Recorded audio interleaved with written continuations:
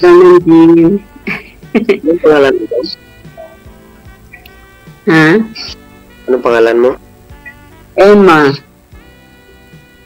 Taga saan ka? Ang probinsya ko, Camarines Sur. Dito lang ako nagtatrabaho sa Muntinlupa. Matagal ka na dyan. Ilang taon ka na? Almost 2 years na. Ilang taon na? Ilang taon ka na ngayon? 47. 47? Ilang anak mo? 3. Saan ang asawa mo ngayon? Wala na. Kinuha na ni Lord. Ay, palo dahil ka. Oo. Matagal na. Ikaw po, may asawa po kayo? Dati, yung sa mama ng anak ko, taga-Bohol yun, pero nung nag-Saudi ako, matagal, siguro 2010, naghiwalay kami. Ibig sabihin po, hiwalay kayo sa asawa. Nasa probinsya yung pamilya ko, pero nandito ako sa Cavite, family driver. Anong probinsya niyo po? Doon sa tindahan ako lang naiwan dito, sila nag-drive sa service. Ano nga pala pangalan mo? Roger? Yes. Ibig sabihin, family driver? Yes po. Saka welder po. Welder din. Pag may nagpapagawa, yung sa harap namin dito sa bahay ng amo ko, nagpapagawa ng kanopi, ako nagtrabaho. Ilan taon ka na naman? 48. 48. Matanda ka lang ng 1 taon sa akin.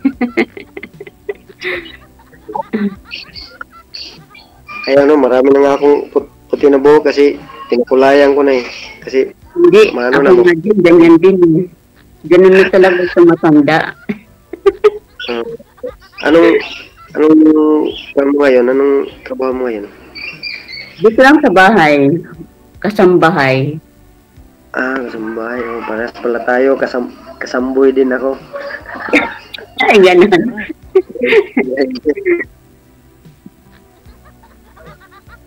Hindi ka ngayon nagkaroon ng karelasyon ng mulat sa po naghiwalay kayo ng asawa mo?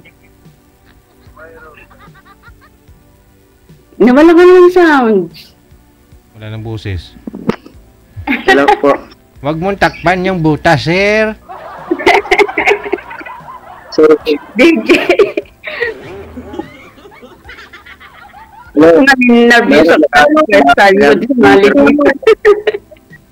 Yes po. So, ngayon, ma'am, may anong ginagawa mo ngayon dyan? Wala. Sa Wala na. Tapos na akong gawain ko eh.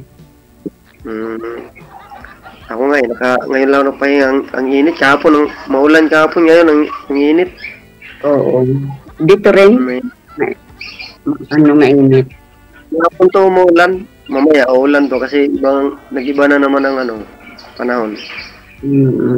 Oo nga eh. Ilang taon na yung mga anak mo pala? Ano pa? Ilang taon na yung mga anak mo? 19, 17, 15, 13. 4 anak mo? Yes po, 3 babae, 1 lalaki. Bata pa. Yung isa dito sa akin, panganay, nagtrabaho. Kasi, graduate tayo ng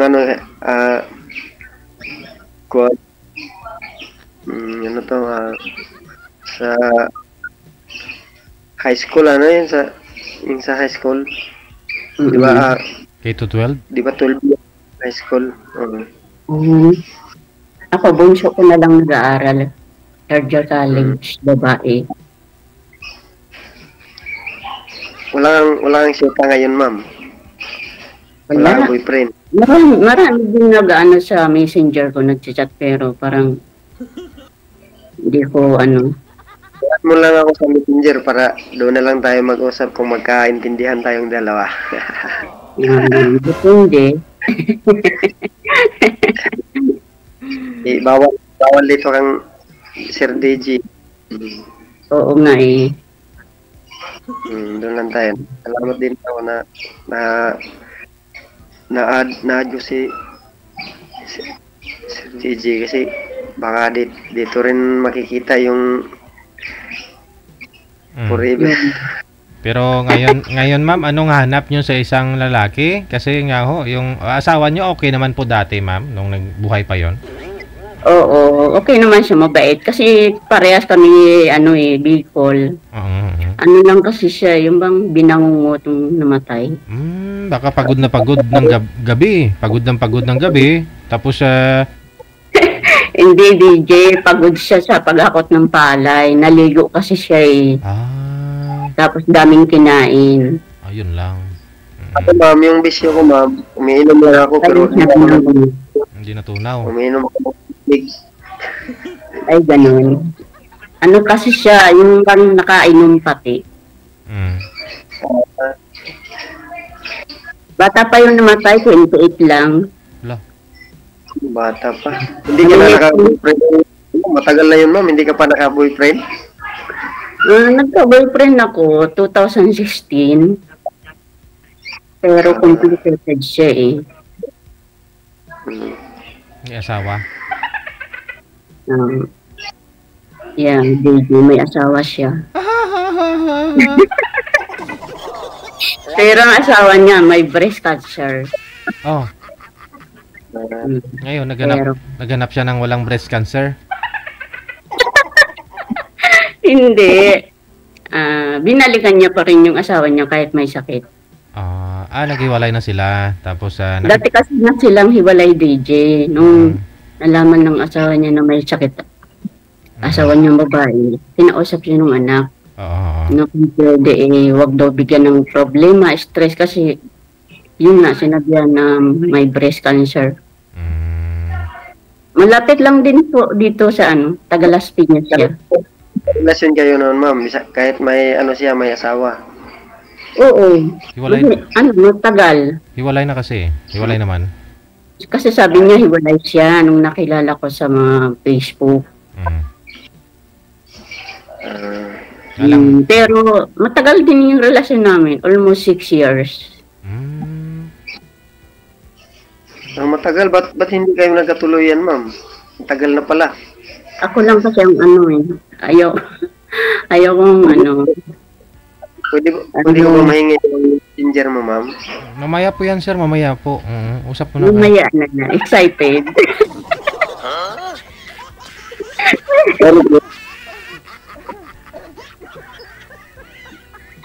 Yan siya, security guard sa Paranaque. So, ikaw pa rin ang umiwas, ma'am, no? Sinabihan mo na lang, bumalik ka na lang muna sa asawa mo kasi may breast cancer nga.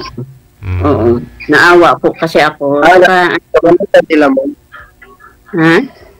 Nakabalikan sila yung shoota mo dati. Nagbalik siya pero hindi na sila nagtatabi. Saka ikaw ang tinatanggap natandaan na rin yun eh.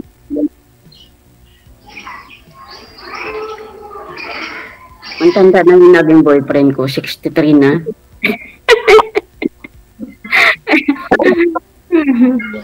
Bata pa sa na sila. Ganun. 56 yata yun. Nakilala. Ngayon 63 na siya.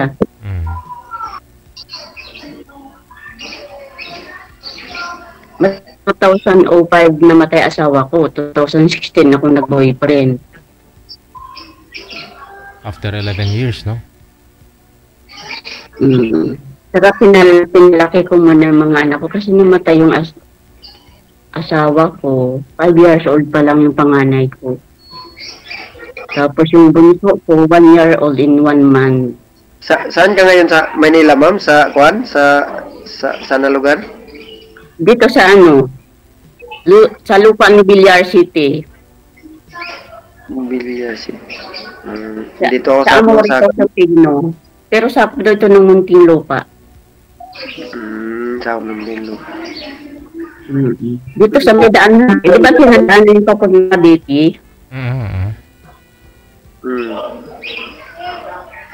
Minsan diyan ako nagbiyahe puntang Gate 1. Oo nga, may nakita ako dito. Nung pumunta kami SM Molino kasi medyo malapit dito.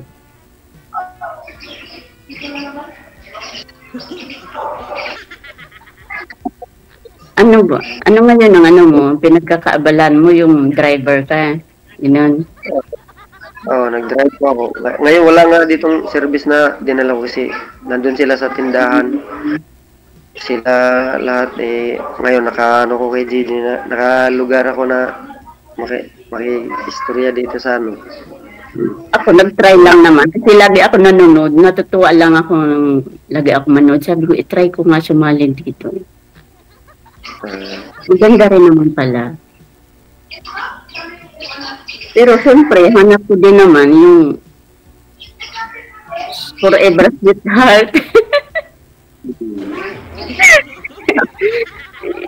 Siyempre, nagkakaedad na tayo. Ayoko din tumanda na walang kasama sa buhay. Mga anak ko, mga dalag binata na. Siyempre, magsipag-asawa sila. Mag-asawa yan, aalis din yan. Kung may mag-alaga sa akin ng mga anak ko. Pag nag-asawa yung mga anak natin, hindi naman sa atin aalis yan. Pupuntahan lang tayo pag binibigyan tayo ng mga pagkain. Kung bibigyan tayo. Matanda na tayo.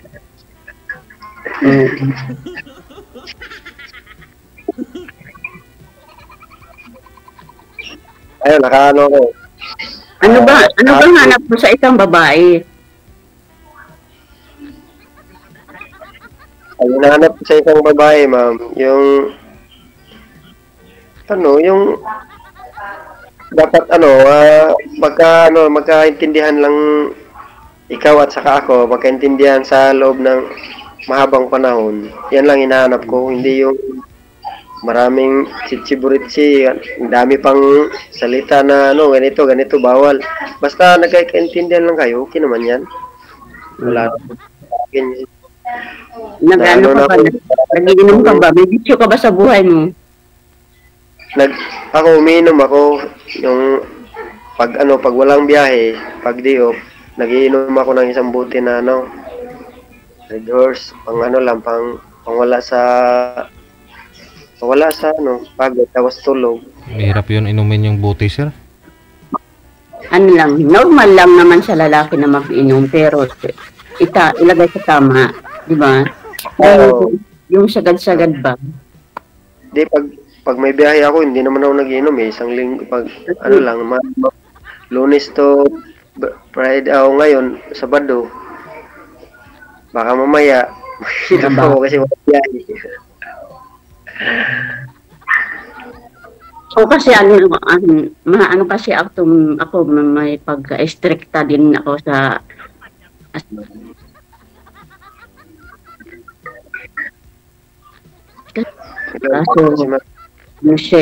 Suwail.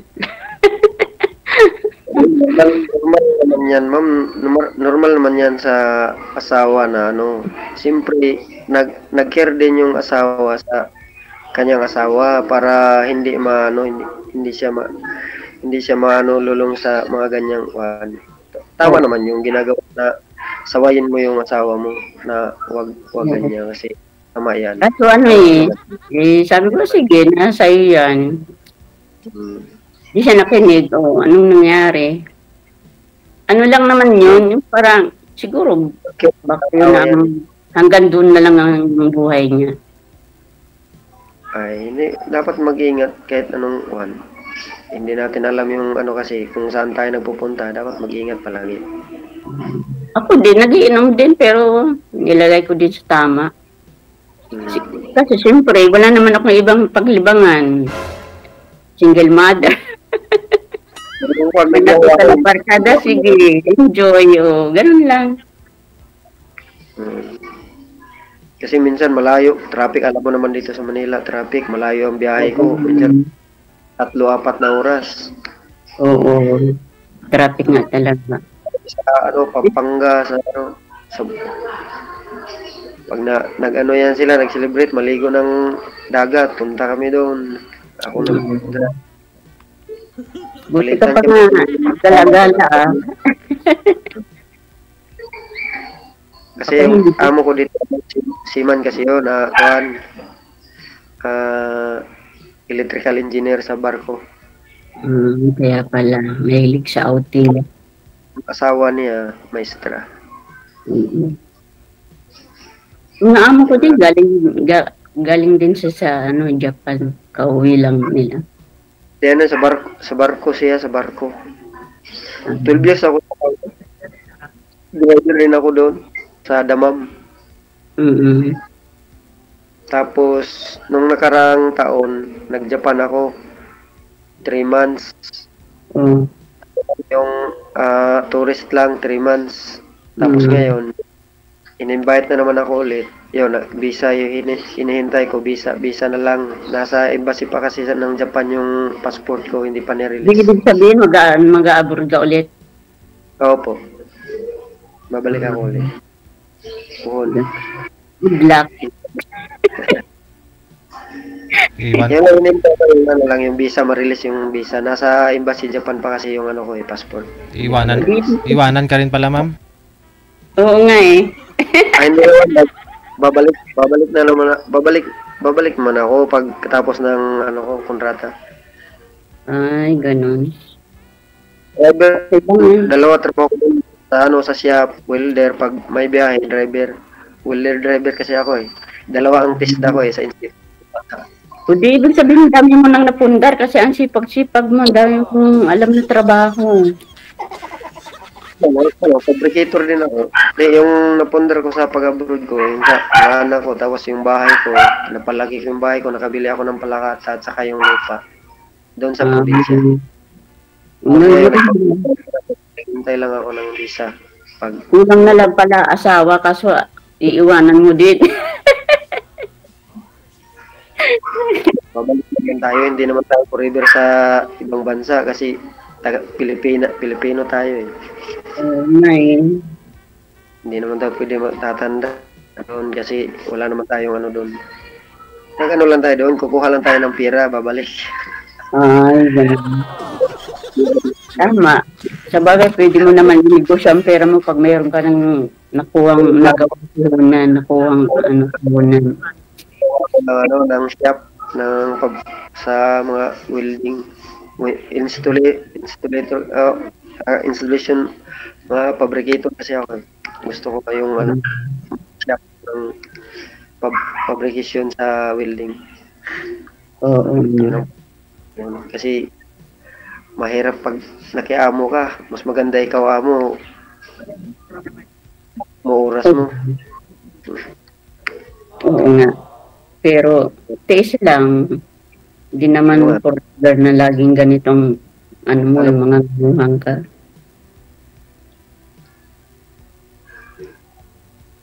So, ngayon, sabi parang ubusan ako ng kwento Ikaw naman kwento dyan, ma'am. Ano itatanong? Wala ka naman tanong eh. Tanong ako eh. Yun lang sinasabi ko. Yung ang totoo. Yun lang. Salamat kay DJ kasi in-invite din niya ako eh. Nung nakaraan pa to si DJ nag-ano sa akin eh, busy ako minsan. Nag-line up din ako kay DJ nung nakaraan pero sabi ko, andito yung mga among ko, wag na muna kasi siyempre maririnig nila. DJ na-invite ako kasama niya. Ma'am, naubusan na ako ng kwento ikaw nang kwento dyan. Oo. Yun ang nasabi ko, yun. Ako sa buhay ko, pinalaki ko mga anak ko sa pagkakatulong, pinaaral ko. Ngayon, mga anak ko, may trabaho na yung panganay ko, call center, pero nasa Bicol. 24 na siya, wala pa siyang asawa, lalaki. Yung pangalawa ko, may asawa na. Kaya may apo na ako, may apo na. Kaso nga lang pasaway yung anak kong pangalawa eh. Ako wala pa akong apo. Ako meron na. Tapos yung bunso ko, nasa Bicol, third year college, nag-aaral din, nasa biyanan ko. Ano na siya, 21. Yung sanila ko sa ano pa. Ganito lang ang trabaho ko, sa bahay lang.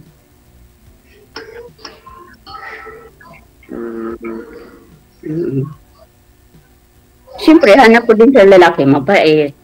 May permanent din trabaho.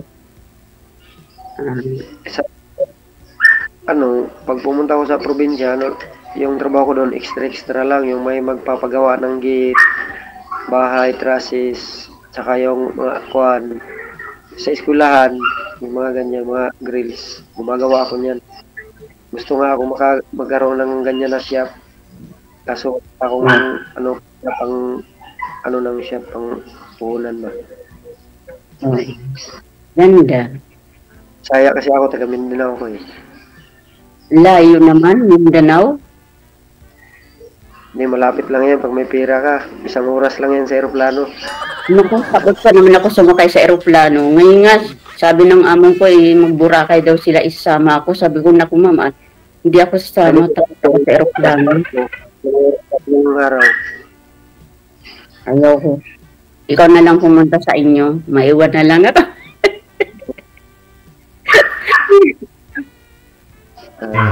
Pag may time siguro, pwede kayo magkita, no? Malapit lang naman, Cavite si Sir. Oo nga, pwede. Dito sa Festival Mall o kaya sa Ibiya Mall. Ragoy, Festival Gate. Sa Alabang, Festival Mall. Anong tawag mo? Anong day-off mo? Ngayon nga sana, Sabado-Linggo ang day-off ko. Sabi ko, hindi ako mag-day off ngayon. Hindi, matapusan. 15 tapos 30. Pwede tayo magkita para magkamit tayo ng personal. Oo, pwede. Pwede naman. Diyan sa SM Molino or kahit saan, pwede.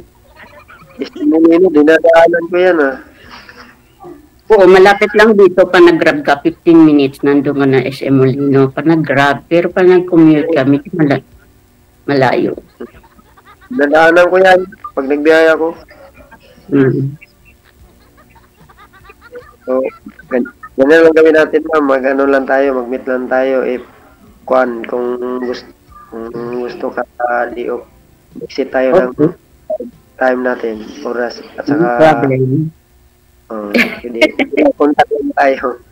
Kasi naubusan na rin ng Sir DJ. Oo nga eh. Saka live dito eh, nakakahiya. Kay DJ. Because Sir DJ.